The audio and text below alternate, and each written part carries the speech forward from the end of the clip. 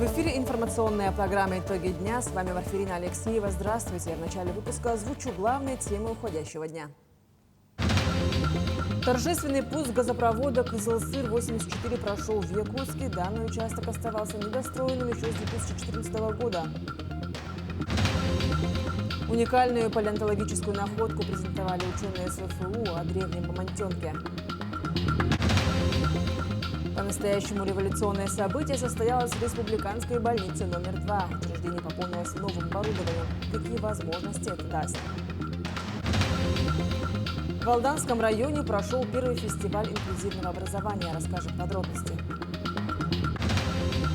Неравнодушные жители, предприятия и предприниматели Нерюнгри продолжают оказывать помощь о гуманитарном сборе.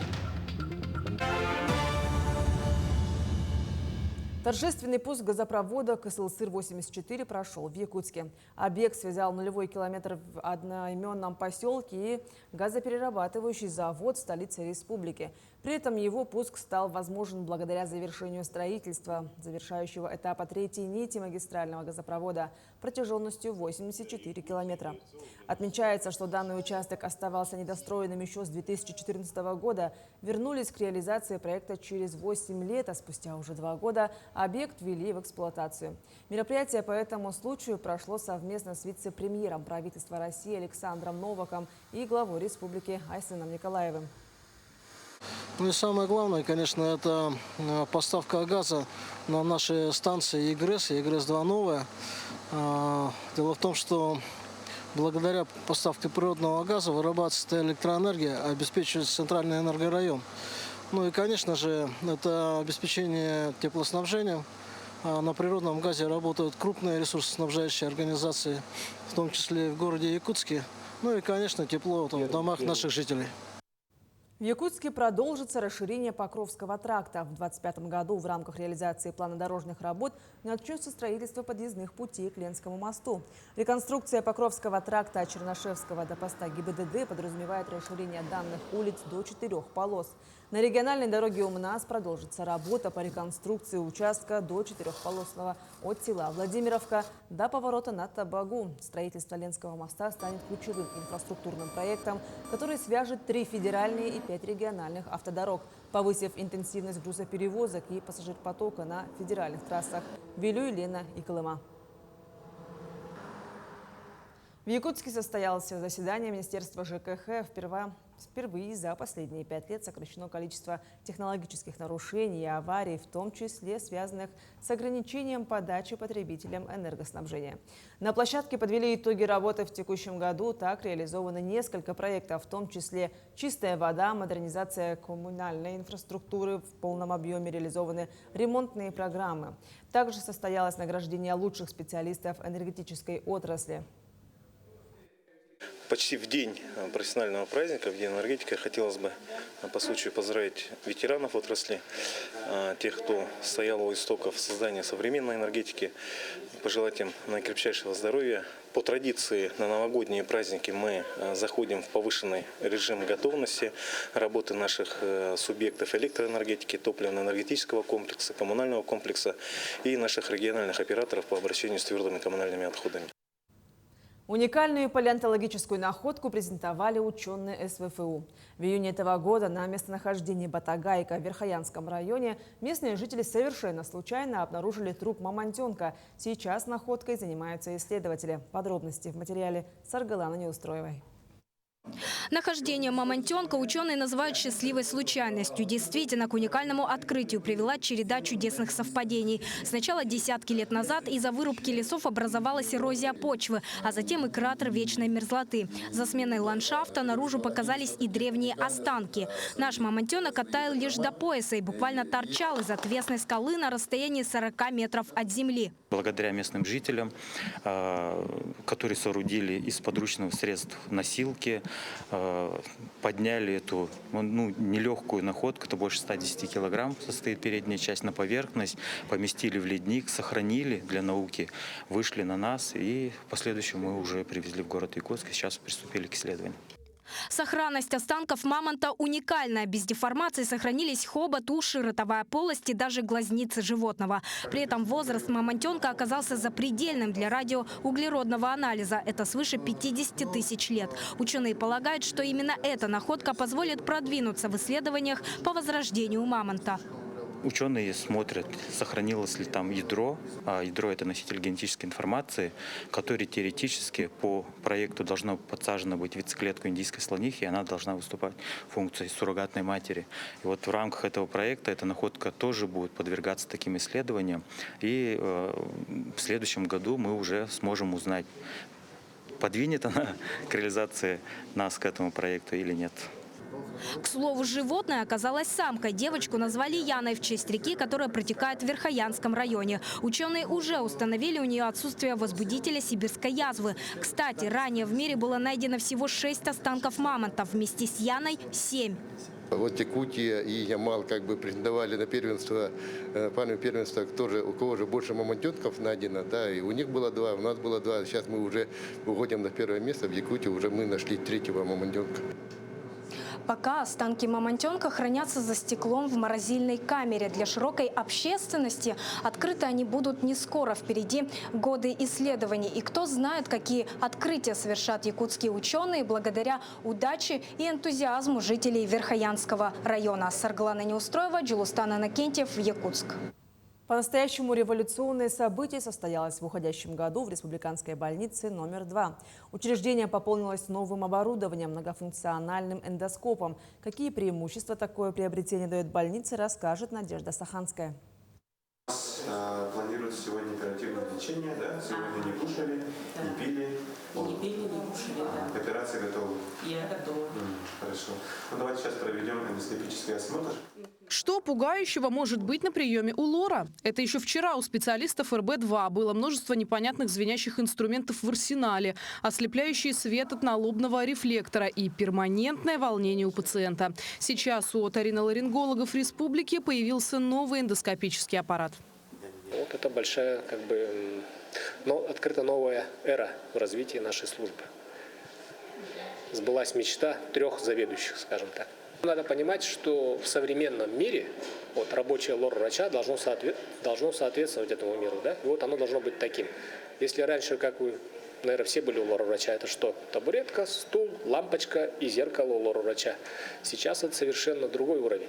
Преимущества такого рабочего места оториноларинголога видны невооруженным глазом. Эндоскопия в режиме реального времени позволяет оценить состояние уха, носа и носоглотки. При том, что такой метод диагностики позволяет осмотреть всю поверхность слизистой оболочки, определяя характер и выраженность ее изменений. Можно уже осматривать и носоглотку, то есть задние отделы.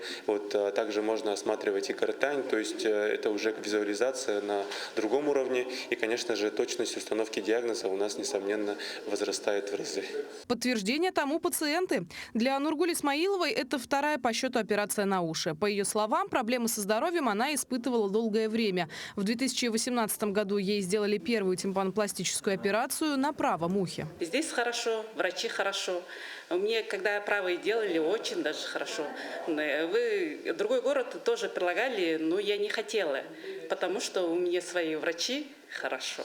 2-е рабочее место оториноларинголога у нас в республике установлено в кабинете лор-врача в медико-хирургическом центре. Да и в целом не будем забывать, что комфортные условия для врачей увеличивают производительность. А это важный фактор для лечения пациентов. Надежда Саханская, Григорий Охлопков, Якутск.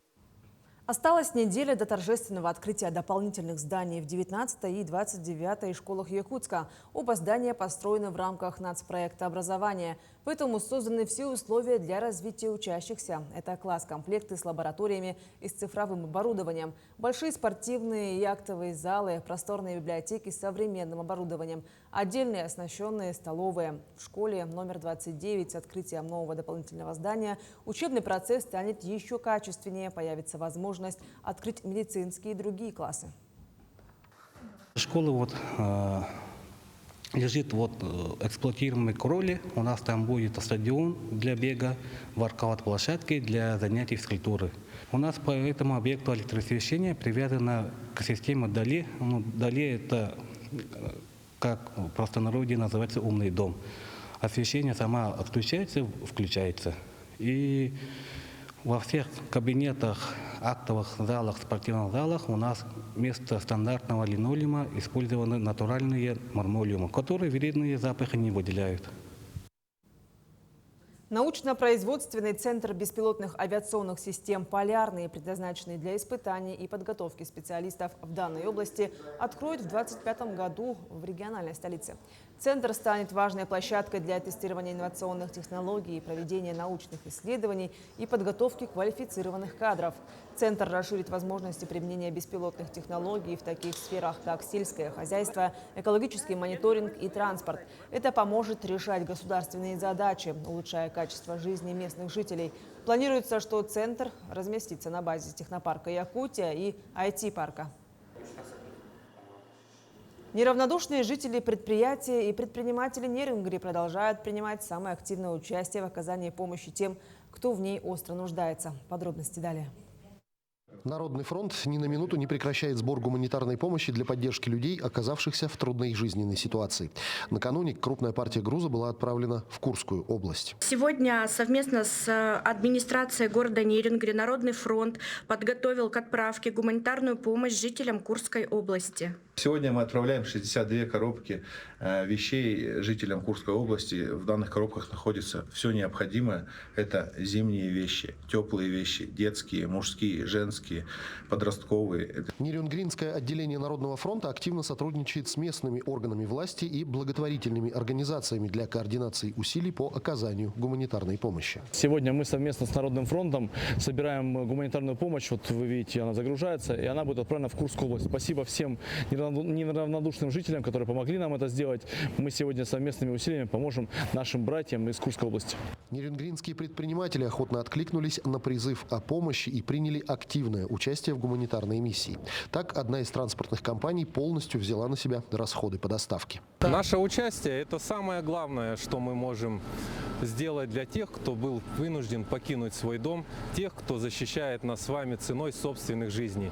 Вместе мы еще раз помнили, что для нас нет чужой беды, мы своих не бросаем. Поддержать мирных жителей новых и приграничных регионов, бойцов на передовой СВО может каждый. Нерингринское отделение Общероссийского народного фронта и многочисленные волонтерские организации ведут свою работу по сбору гуманитарного груза на постоянной основе. Иван Лазаренко, Вадим Барашков, Нерингри. В Якутии прошел второй региональный подростковый слет «Росподрос за работой». На всех площадках республики более 400 старшеклассников обсуждали вопросы, связанные с трудоустройством. Подробнее смотрите в сюжете Вероники Таюрской. Подростковый слет «Росподрос» инициирован уполномоченным по правам ребенка при президенте России Марией Львовой-Беловой. Первый слет был проведен в 2023 году и собрал более 100 детей со всей республики. По итогам мероприятия были выбраны самые лучшие предложения, которые вошли в атлас идей при федеральном уполномоченном. Наш председатель детского общественного совета в этом году приняла участие в слете, который проходил в Машуке, в городе Машук. И они получили призовые места за наши идеи. В этом году проходит слет на тему трудоустройства несовершеннолетних за работой. Задачами второго регионального подросткового слета является содействие формированию активной гражданской позиции у детей, трудоустройство несовершеннолетних граждан от 14 до 18 лет в свободное от учебы время, формирование у подростков позитивных жизненных навыков, а также вовлечение подрастающего поколения в созидательную позитивную деятельность. У нас по всей республике проходят мероприятия такого плана. Наши специалисты службы занятости ходят в школы. И здесь на площадке в Шима мы собрали всех вместе детей, собрали представителей органов исполнительной власти, Министерства образования и хотим обсудить, как же все-таки эти вопросы решать гораздо эффективнее. Потому что все-таки при трудоустройстве наши дети испытывают определенные сложности. Работодатели боятся трудоустраивать, боятся ответственности. Во время работы слета дети могли внести свои идеи, связанные с трудоустройством и работой, в атлас идей, которые формируют решения для проблем в этой сфере. В данном атласе состоят крупные проблемы по типу трудоустройства детского, ну и подобных различных областей проблем. И ответ на эти вопросы знают конкретно тоже дети. Со стороны детей мы смотрим на эту ситуацию. В работе форума приняли участие активные старшеклассники. Все озвученные ими идеи будут обсуждаться, а лучшие из них войдут в атлас идей. Вероника Таюрская, Джилстан Иннокентьев, Якутск. В стенах АГАТУ состоялось ключевое событие в сфере аграрного образования республики. На площадке был подведен диалог среди тех, кто трудится на благо сельских территорий и стремится к созданию единого образовательного пространства для агрошколы и АГАТУ. Приняли участие порядка 40 агрошкол и 30 специалистов сельскохозяйственной сферы. Участники обсудили план работы с агрошколами, особенности приемной кампании в следующем году и разработку агрокомпонентов в образовательный процесс. В Алданском районе прошел первый фестиваль инклюзивного образования. Местом его проведения стала специализированная школа-интернат поселка Нижний Куранах. В этом году присоединившийся к национальному проекту «Доброшкола». Подробности в материале наших корреспондентов. Творческий концерт, мастер-классы и увлекательные экскурсии ожидали гостей первого районного фестиваля инклюзивного образования «Мир равных возможностей». Организатором выступил департамент образования, а местом проведения стала специализированная школа-интернат 8-го вида поселка Нижний Куранах. В качестве гостей присутствовали дети с ограниченными возможностями здоровья, их родители и педагоги. Мой ребенок уже здесь учится 4 года. И, вы знаете, я очень рада, что именно у нас есть такая школа, где дети с особенностями развития могут получать знания и развиваться. Хозяева фестиваля, педагоги школы-интерната, представили реализуемые методики работы с особенными детьми, а также провели для гостей экскурсию. Здесь идет обустройство библиотечно-музейного комплекса. В этом году школа выиграла грант «Полюс Алдан». Средства гранта были добавлены к финансам, поступившим по национальному проекту России «Доброшкола», участником которого коррекционное учреждение стало в 2024-м. Национальный проект реализуется при поддержке Министерства образования Якутии и Республиканского центра психолого-педагогического сопровождения. В рамках этого проекта было выделено 7,5 миллионов. И на 7,5 миллионов мы смогли закупить оборудование не только для музея для нашей библиотеки, но и для других кабинетов. Трудовому обучению воспитанников педагоги уделяют особое внимание, развивая навыки, которые пригодятся ребятам в будущем. На средства, полученные по национальному проекту, были переоснащены кабинеты технологии. В швейной мастерской появились современные машинки. Полностью обновилась кухня-столовая, являющаяся кабинетом социально-бытовой ориентировки. Вся бытовая техника, электротехника, все получили в рамках проекта «Доброшколы». Кухонный гарнитур, холодильник, электроплита, микроволновка. Все обновилось у нас в кабинете. Инновационное оборудование и инструменты появились в столярной мастерской. Стоит отметить, что подобных станков в Алданском районе в буквальном смысле наперечет. На некоторых из них мальчишки уже попробовали работать. Понравилось, но страшно, потому что все гудит, шумит. Все станки мощные. Торцовочная пила, она вообще замечательная. У нас раньше такого не было. Вручную пилили дети все. В рамках фестиваля дети вместе с педагогами и родителями побывали в сенсорной комнате и попробовали силы в рисовании песком. Словом, хозяевам было чем удивить гостей. Финальной нотой встречи стал творческий концерт, подготовленный воспитанниками школы-интерната. Татьяна Вахнина, Сергей Шипачев, Александр Лукин, Алданский район, поселок Нижний Куранах.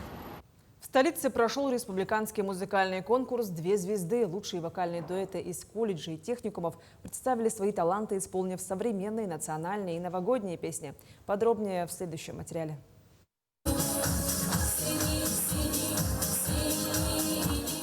14 пар с Медино-Кангаласского, Усть-Алданского, Намского районов, города Якутска и его округов пришли показать свои лучшие выступления. Пары состоят из связки студент-преподаватель. Раджана Борисова и Варвара Степанова представили на оценку публики две песни «Каталык» и «Снежинка».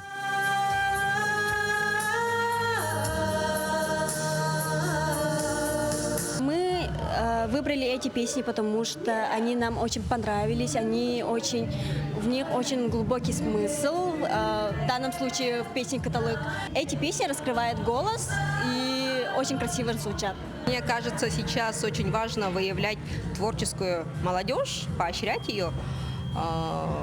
И данный конкурс является, мне кажется, хорошим подспорьем для поиска талантов новых.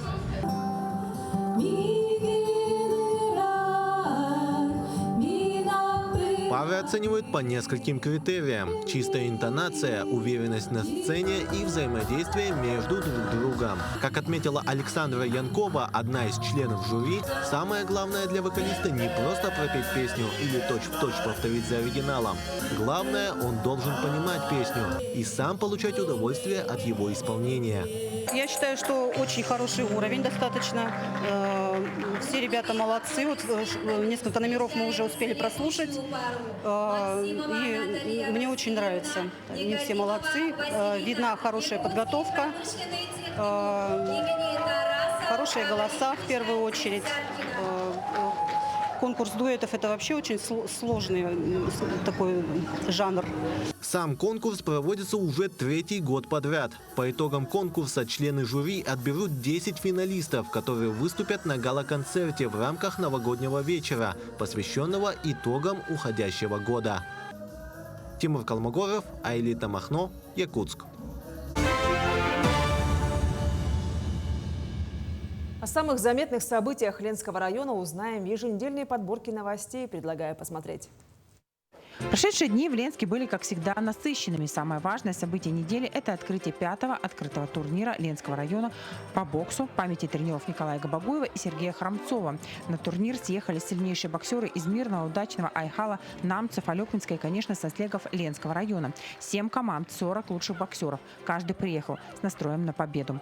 3 ярких турнирных дня, насыщенных напряженными и яростными схватками. Каждый зритель мог насладиться интересными и захватывающими баталиями, которые устраивали темпераментные боксеры, несмотря на их юный возраст. Абсолютно каждый участник продемонстрировал отличную технику и физическую подготовку, уверенно преодолевая своих соперников на пути к успеху.